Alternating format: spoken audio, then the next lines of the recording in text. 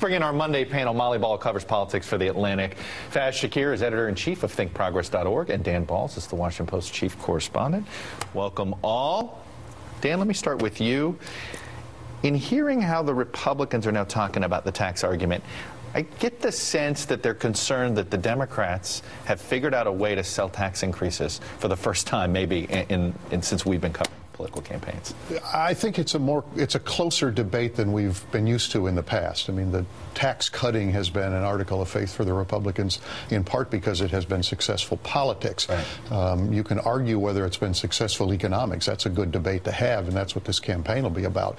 But I think President Obama and the Democrats have found a way to talk about this that has put the Republicans more on the defensive. But don't forget, in 2008, Dan will remember that we had a version of this debate with John McCain and President Obama, with Obama taking basically the same stance that he has now regarding the Bush tax cuts. He won.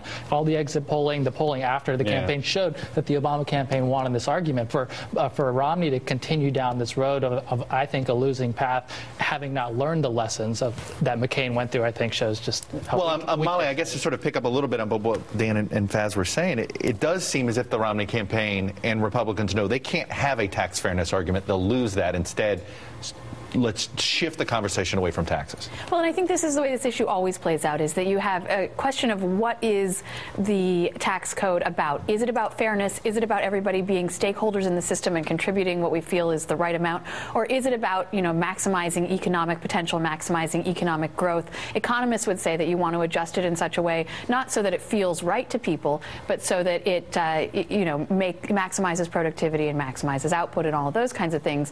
And so this is the sort of balance that has to be struck when you're figuring out a tax code, and the political argument, I think, proceeds along those lines a little bit as well. Dan Balz, not since, I had somebody point this out to me, that really not since 1948, arguably, has any sitting president run on a promise to raise taxes. Any sitting president, that's probably right. And it's sort of stunning, but we are in a different place. But we are in a different place. I mean, the framing of this election, the 99 versus the 1, which is now part of the political lexicon, has helped to shift the aspects of this debate. And I think that gives the president some confidence that you can make the argument that people at the very top who have done very well are not doing their fair share. Speaking of confidence, I want to shift gears here fast, but I'm come to you here, and that is this interesting little piece in BuzzFeed by Ben Smith, Michael Hastings, among others, that talk about, is the Obama campaign getting a little too cocky? Obama allies fear that the president's team will get caught flat-footed on the economy if growth slows down between now and Election Day. They write, to say that the campaign doesn't fear Romney is an understatement. He's viewed as almost a joke in the Chicago headquarters.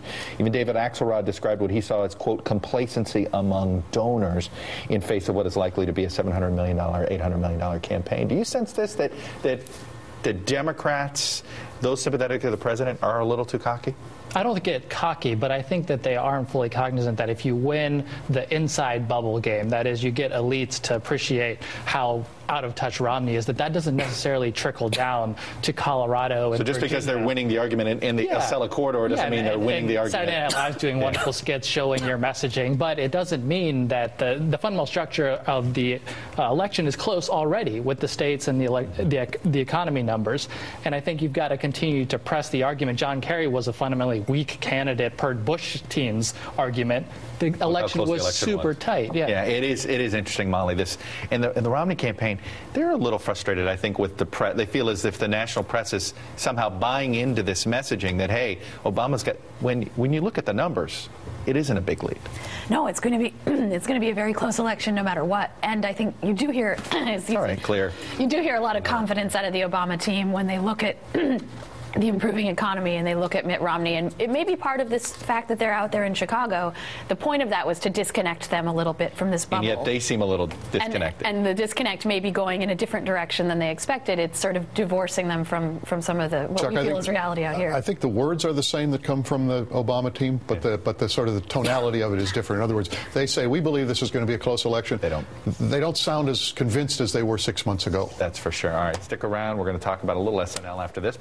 To address the National Convention of the Role-Playing Game Association. In all honesty, honesty, I can't remember a time when Dungeons and Dragons wasn't an important part of my life. Later, Governor Romney made an appearance at the 2012 piercing convention. People ask me, Mitt, just how many piercings do you have? Governor Romney appeared at a meeting of the United Jewish Appeal. Baruch, Atah, Adonai. Wow, let's bring back the panel. Molly Ball, Faiz Shakir, and Dan Balz. Molly, this goes to what Faiz was just saying. The Obama campaign has clearly successfully defined Romney as far as media elite is concerned. When that is the sketch you get for Mitt Romney, if that is what pop culture America is getting about Mitt Romney, that is a message win for Obama. Absolutely. And this is something, you know, with all of our talk about, oh, now we're getting into general election mode. This general election has been going on for months and months. And the Democrats have been pushing this definition of Romney, aided and abetted by Romney's foes in the Republican primary, no doubt. But to the point where they're hoping that it gels and it sticks and it hardens into concrete before Romney can even really start talking to those Democrats and independents that he's going to want to talk to in general. You know, you sit there, Dan, and you sit there and say, well, geez, he's becoming a punchline. How does he ever recover? John Kerry was a punchline at the beginning. He didn't fully recover. Bob Dole was a punch. But Bill Clinton was a punchline, too, at this moment in time in '92. So you have to remember that. That's true. I think the reasons Bill Clinton was a punchline are somewhat different than the reasons Mitt Romney's a punchline. And I think that talks centrally to the problem. And that's a little more DNA based. I would just say that there's a question of leadership and to what extent is Romney going to demonstrate. I think this part of the issue here is he looks anchorless and he's just following wherever the paths. He certainly has to change this. But he's got to show that he's a leader to some degree of his own party, and I'm not sure that's going to happen at any point.